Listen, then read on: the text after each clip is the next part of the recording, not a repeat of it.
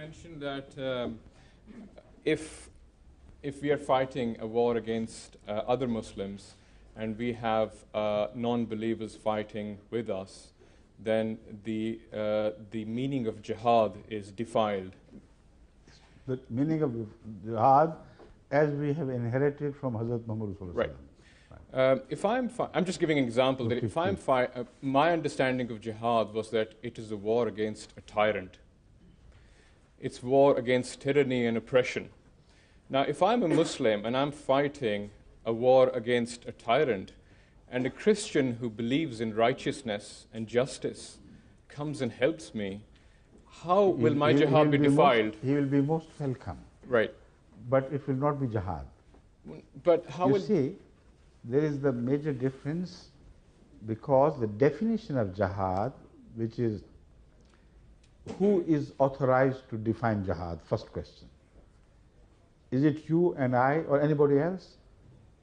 Jihad is a term, and it is a religious term, and the Holy Quran has itself defined it. So if anything falls short of that definition, that war or battle or fight could still be called a good one, but it will not be jihad. So I define jihad before you, and your understanding of jihad is a different sort of understanding. So there, that observation will not be applicable, which I made before. Is my understanding another wrong? application, another principle would take over. Ta'awanu alal birri wa taqwa. But that is not jihad in the strictly Quranic terms. It is a very solid, sound advice to help each other in whatever is good. If somebody is killed, I believe Allah will have special mercy for him, because he fought not for his ulterior motives, but for a good cause, and his sacrifice will not be ignored by God. I have no doubt about it. But still, it does not give us right to change the definition of jihad. Well, I disagree with you. But Okay, yes. I mean, I think I'm only permitted to ask one question, sir. Please, go ahead, go ahead. Okay. The other thing was, it's just that... but just a moment. Sure. You disagree, all right, you have a right. But disagree with me on the issue raised by me with reference to that Quranic verse. Right, I disagree. I referred to that Quranic verse. Right. And I defined jihad with reference to the word of Allah. Right. So where do you find me at fault with that? Because my interpretation of jihad is that if No, somebody... it's not your interpretation I'm talking about. I'm talking about the evidence, right, which I produced from the Holy Quran. So you have a right, genuine right, to disagree with the evidence of the Quran, or to find me at fault in understanding that message. right. But individual disagreements do not come into picture here. No, it's not a question of individual... You may have a different interpretation of jihad, you are most welcome to do that, but you have still no right to change the definition of jihad mentioned in the Holy Quran, unless you prove anybody to be wrong in their interpretation with reference to that verse which I have just quoted. Okay. If I'm fighting against a tyrant, is that jihad? I have already explained. Fight against a tyrant is a good fight, provided that the accepted norms of the world give you permission to do that. The moment you begin to call it jihad, that fight will also be defined. It has to be within the permissions granted by God to raise a fight against a tyrant. Now, I further explain this. The Prophet ﷺ used the same example, but not in terms of raising swords. He said it is a jihad to say the truth before a tyrant, at whatever cost, personal cost, you do it. Right. You may be murdered. That would be jihad. But he never permitted to raise the sword in the name of considering somebody to be a tyrant. So there are different things, there are right. fine points which have to be brought into the focus of your attention before you reach a final conclusion. Right. So tyrants are tyrants. If a party is permitted by the Holy Quran, whether you call it jihad or not, to fight for your rights, that's a completely different issue. In that concept, the Holy Prophet of Sallallahu Alaihi Wasallam has also called such martyrs, such people as martyrs, but has not called that jihad. So perhaps this is which is bothering you, that a man, a good man who fights against all odds for the sake of a good principle, if this is not jihad, then what jihad is? Jihad, as defined by the Holy Quran, has the connotation of somebody who has been prevented from exercising his religious rights with relation to God.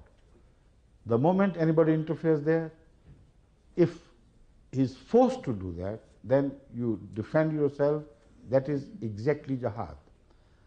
But to fight against tyrants is also good, provided you are fighting against your genuine possessions, your rights. And in that, Hazrat Rasulullah Sallallahu Alaihi Wasallam explained that if somebody is attempted to be robbed and he defends his proprietary rights and gets killed, he is also a martyr. So when you think in those terms, then of course this end is a good, noble end, yet it will not change the basic definition of jihad of the Holy Quran. So, but ask the other question. No, I was just going to say, if exactly it's the same situation, but a Christian comes in to help you, the purpose is not jihad. You see, this is not a jihad. This is a good cause, and as it will be, everything should not be entitled the same thing. Good things can be entitled differently. So I have already expressed myself that the Holy Quran calls us for other things, good things as well, for cooperation. There is the cooperation of a Jew, of a Christian, of a Hindu, all will be welcome if it is for the promotion of goodness in the world and in the promotion of common beliefs. So this commonality of beliefs is a very important key point in the understanding of Islamic concept of wars and jihad, etc. Where the commonality is perfect and you believe in same God and same views, understanding of God, etc., somebody interferes with your rights, then this is typically the definition of jihad as we find in the Holy Quran. But there are other common points as well. And the Holy Quran repeatedly expounds that you must, as a Muslim, cooperate with others, regardless of religion or race, in every good effort anybody performs, and invite them to join you. So there, joining of forces by Christians, Jews, etc., even Hindus, will not be prohibited at all. Okay. Thank you. Sure. And the next question, please. The other question was that I don't know much about the Ahmadiyya movement, but all I know is that the belief is that there can be subsequent prophets who will reiterate the prophet, the message of the prophet. Yes. Now, with every prophet, new prophet, do you think there would be a schism in the Islamic religion, that there will be people who will accept the prophet and will not accept the prophet? So the total number of subsects that will develop by this philosophy will be twice the number of people who claim to be prophets. And I say it with complete respect. I understand the problem. Right. The fact is, the prophet, subordinate prophet, cannot come in Islam until Islam is already split up. And this has been mentioned in the Holy Quran, in the Ahadith of Rasulullah Sallam, that the reformer, whatever you call him, we refer to him as a subordinate prophet. The others do not refer to him as subordinate prophet openly. And I can explain the word openly why I said that. But when I explain, you will agree with me, I hope, that they also believe in the same things. The issue is the debate is about the point, if somebody appears in Islam as described by Hazrat Muhammad Rasulullah Sallallahu Alaihi Wasallam, as prophesied by him, what would be the purpose of his coming? Would he come to a united ummah and divide it by creating a schism? Or would he come to remove the schisms and to create a platform with a promise that this platform will gain ground and ultimately they will be brought under one united flag of the ummah? They are two different things.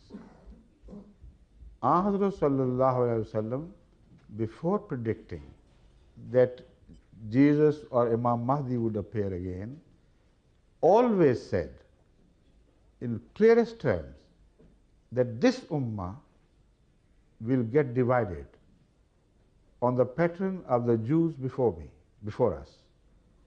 It would follow that pattern to the degree that earlier the Jews were divided into 72 sects, so also this ummah will get divided into 72 sects.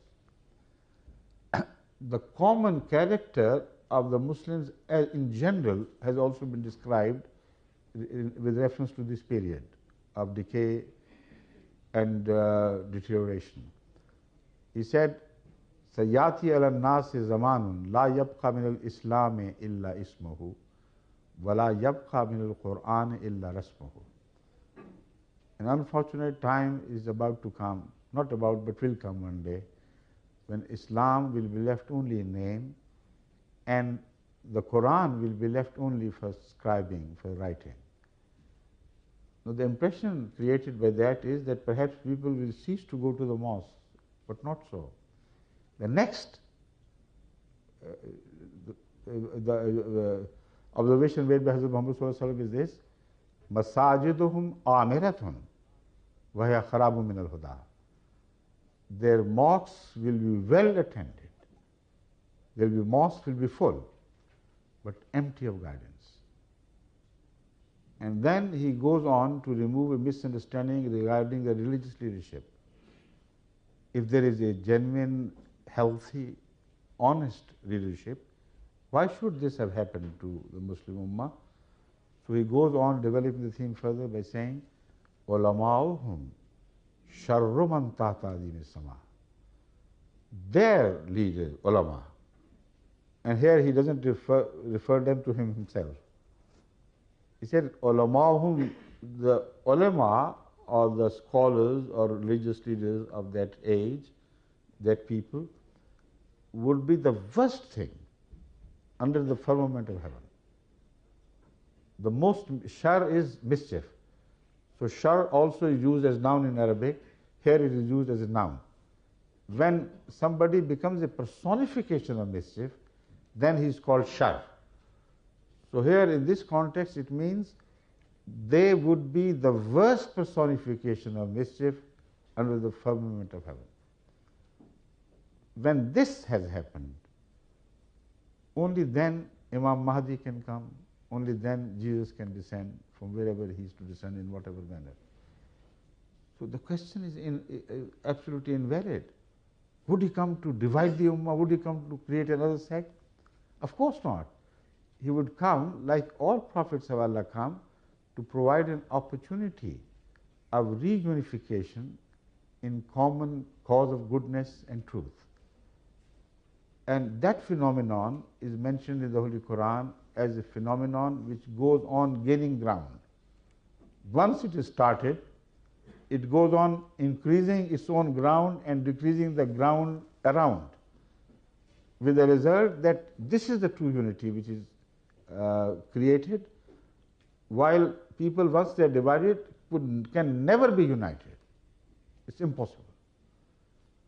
Except for anybody coming in God's name, who is hated, who is rejected, all efforts are made to destroy him and his message, yet he grows from strength to strength, from weakness to strength and strength to strength. So the Holy Quran says, referring to this fight for gaining ground in the name of God, the Holy Prophet is told by Allah to address the non-believers that you are, of course, in majority. You are much larger in number, but أَفَلَا يَرَوْنَ أَنَّا نَاتِي الْأَرْضَ نَنْقُصُهَا مِنْ أَطْرَافِهَا أَفَهُمُ الْغَالِبُونَ. But do not they see? Why don't they see that during every encounter, the ultimate result is that our ground expands and their ground decreases?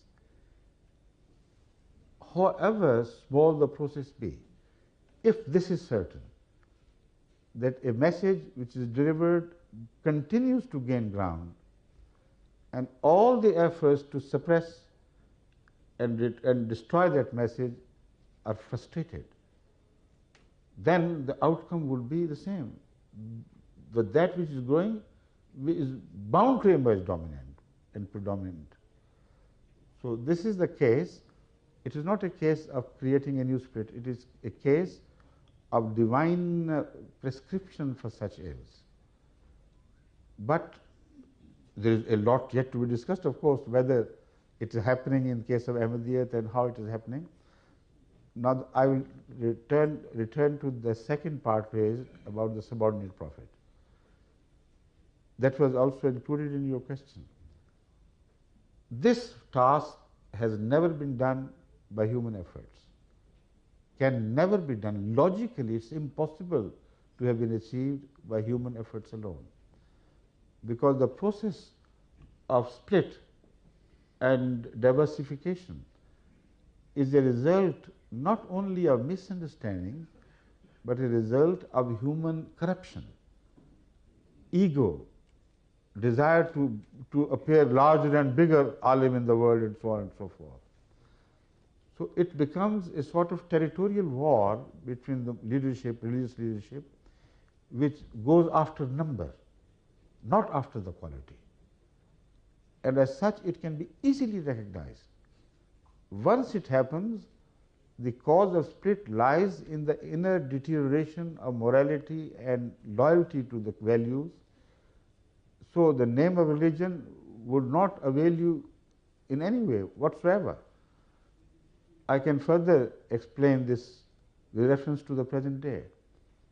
Now you have seen, you have heard the Muslim schisms fighting against each other, Muslim religious leaders haranguing the Muslim common people to kill others, to destroy their mosques. They're all filthy, uncouth things, and Islam would like you to do that. This is not a news to anybody today. But have you ever heard the Muslim ulama joining hands, despite their differences, in eradicating the evils which are eating up the Muslim society? Where have they done it? If they had any regard for Islam, then they should have gone all out to rehabilitate the lost values of Islam: truth, honesty, respect for authority, kindness to the poor and the people, sacrifice for the sake of the unfortunate sections of the society, to stop usurpation of the other people's rights, to stop amassing money at the cost of the whole nation, to stop telling lies and behaving corruptly.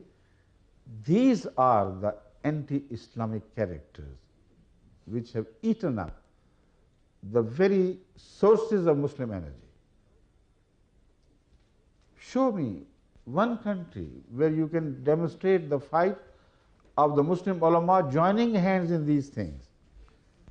This is the type of jihad which I referred to. Islam expects you to join hands in goodness, even with Christians and Jews. Here they are Muslims. They cannot muster their forces unitedly to fight against those sins and crimes which, once they have spread in the society, leave nothing of Islam. How can you believe in the belief in unity of God while continuing to split those who belong to oneness of God? How can you believe in the truth of Allah while being completely callous to the disease of falsehood and lies which is spreading and overtaking the whole of your society? So this is what the messenger was to be raised, he had to be from God. And in this much we are united. There is no disagreement. The disagreement is only regarding the identity of that man. All the Muslim ulama believe with us that Imam Mahdi would be appointed by God. He would neither be elected by a people nor appointed by a government. He would be elected, selected by God. Anyone who is made a religious leader directly by God, what other name can you give than a prophet? I don't find any. It's impossible to pick a man for God and to make your imam and to oblige you to accept him and follow him. If this is not prophethood, what else is, I don't know. So they believe in prophethood without accepting, without having the courage of saying it in so many words. So if that is not prophethood, then Hazrat Mirza Sahib is not a prophet, according to their terms, if it is different from us. This is our understanding of subordinate prophet, a leader in Islam who would be created by God himself, who would be absolutely subordinate to the teachings of the Holy Quran and the word of Hazrat Muhammad Sallallahu Alaihi Wasallam. He is referred to as Imam Mahdi, and we understand this office to be the office of a subordinate prophet. They disagree, let them. But they cannot say that we have violated the message of Khatm Nabuwwat. We certainly have not. They have. With regards to the same debate, the second personage which they are expecting to appear is that of Jesus Christ. And with reference to Jesus Christ, you can ask any alim in the world, they are all united that he would be a prophet of God. A prophet of God after the Khatam al-Nabiyyin has appeared? I said yes. But there is a problem. God had decided not to send any prophet after Hazrat Muhammad Sallallahu Alaihi Wasallam. But the genuine problem God faced was that there was to be need for a prophet. A prophet was required to reform Islam, not Islam but the Muslims, and to fight against other religions on behalf of Islam. So how could God resolve this problem? He had stopped sending prophets, yet the need for the prophet was accepted by God. So according to the mullah's concept of God's thinking, God had forestalled that problem by keeping one prophet alive in heaven. And that, they say, was Jesus Christ. For 2000 years, imagine, they believe he is awaiting his return to this earth because a prophet is needed and a prophet cannot be made. So an old prophet is awaiting his return for the last 2000 years in a solitary. Somewhere there is no other prophet, no other man to share the planet with him. And why this nuisance? Why to torture Jesus Christ unnecessarily, to live so long? And why not send him at all?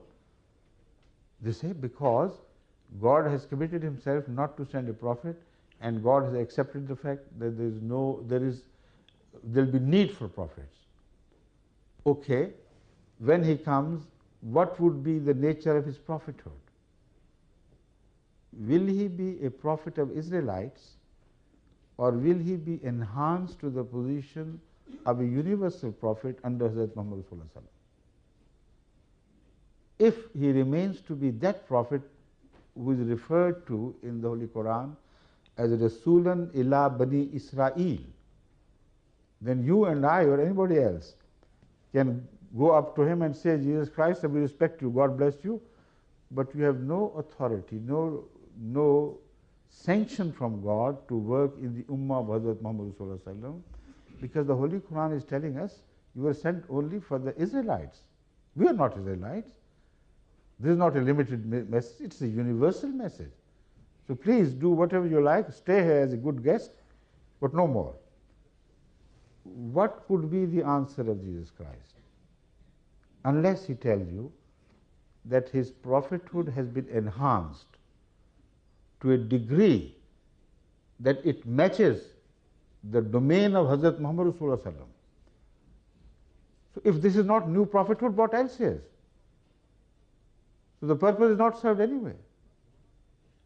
God had to do this, to indulge in this exercise absolutely without a purpose, without an object gained, because according to the mullah's arguments, new prophet could not come, so an old prophet was to be brought, but he had to be given a new prophethood, a new scope, which was never shared before him by any prophet other than Hazrat Muhammad Sallallahu Alaihi Wasallam. So emerges as a new prophet of the greatest magnitude if their word is to be taken genuinely. So this is the debate of all the debate about. Thank you. But there can be many prophets afterwards. There No, can be as many no. The as question will not be decided by us. Right. The question will be decided by the Holy Quran and by Hazrat Muhammad Sallallahu Alaihi Wasallam, because we believe in his age to be the age till the doomsday. So it is impossible for anyone to claim prophethood without showing his authority, his certificate from the Quran and the words of Hazrat Muhammad Sallallahu Alaihi Wasallam. So with that condition, any number of prophets come, if they are within Islam, if they are to serve the cause of goodness, if they are to promote unification of Muslims at any age, if they are sent by God within the framework of Islam and the framework of Hazrat Muhammad Sallallahu Alaihi Wasallam, what objection you can have? The only right you have to ask such a prophet is, show us your proof, give us your evidence. Where were you mentioned in the Holy Quran? In principle or in person? Where were you mentioned by Hazrat Muhammad Sallallahu Alaihi Wasallam? So if he provides his certificates, that is Khatimun Nabiyyin, this certification. If Hazrat Muhammad Sallallahu Alaihi Wasallam certifies him to be a genuine prophet, what is the harm in number? Already we believe in 124,000 prophets, don't we? before him, yes. Yes? Thank you. Thank you very much. Thanks.